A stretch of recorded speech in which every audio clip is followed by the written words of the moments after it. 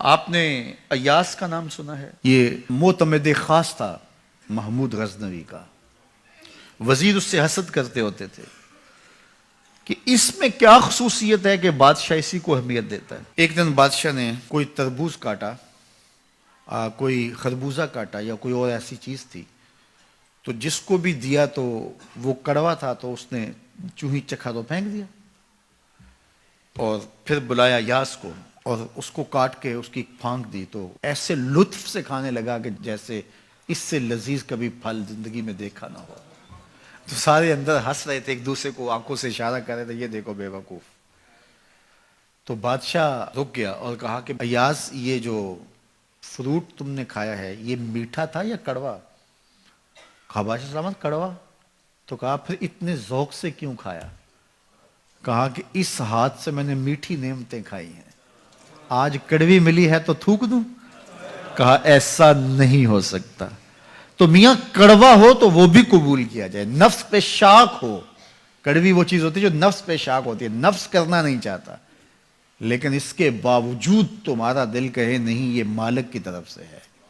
سخت سردی ہے، گرمی کی شدت ہے، پانی ٹھنڈا ہے اور موسم سرد ہے، پانی گرم ہے اور موسم بھی گرم ہے، رات کا پچھلا پہر ہے، تھکے ہوئے ہیں، لیکن آپ اس کے باوجود بھی اپنے رب کے حکم کو بجا لاتے ہیں. نفس پہ شاک ہے لیکن سینے میں ٹھنڈ ہی نہیں پڑتی جب اس کے حضور سجدہ ریزی نہیں کر لیتے.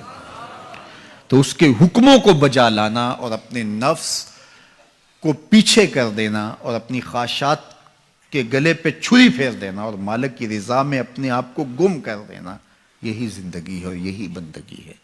تو اس لیے مجھے اور آپ کو اس بات پہ غور اور تدبر کرنا چاہیے کہ ہم اس مختصر زندگی کو اللہ کے احکام کی مطابقت میں گزارنے کا عزم کریں.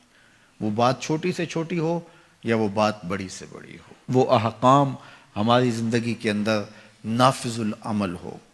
میں پھر وہ بات کہوں گا جو بار بار کہتا ہوں کہ میرے بزرگ ہم سے کہا کرتے تھے، یہ نہ ہو کہ لوگ تمہیں پوچھیں تم کون ہوتے ہو اور تمہیں بتانا پڑے کہ ہم مسلمان ہوتے ہیں. فرمایا کرتے تھے صاحب، نہ کسی کو پوچھنا پڑے نہ تمہیں بتانا پڑے، تمہاری وضاحت، تمہارا طرز زندگی، تمہارا انداز معاشرت ایسا خوبصورت ہو، تم دور سے آ رہے ہو، لوگ پہچان کے کہیں وہ دیکھو محمد عربی کا غلام آ رہا. تم شکل سے پہچانے جاؤ، تم کردار سے پہچانے جاؤ، تم وعدے سے پہچانے جاؤ. کتاب کا نام ہے بشر القیب فی لقاء الحبیب. حضور علیہ السلام کی ملاقات کے حوالے سے یہ کتاب امام سیوطی علیہ رحمہ کی مصنفہ ہے. اس میں ایک واقعہ انہوں نے لکھا کہ ایک شخص قبر میں اترا اور نکیرین آئے اور انہوں نے سوال و جواب کا سلسلہ کیا، من ربوں کا، ما دینوں کا. اچھا، اس کی داڑھی میں چند بال سفید تھے جن کو وہ مہندی لگایا کرتا تھا. تو جب منکر نے کہا کہ من ربوں کا، تو نکیر نے اس کا ہاتھ پکڑ کے پیچھے کھینچتے ہوئے کہا اس سے سوال پوچھ رہا ہے، تو دیکھ نہیں رہا اس کی داڑھی میں اسلام کا نور چمک رہا ہے؟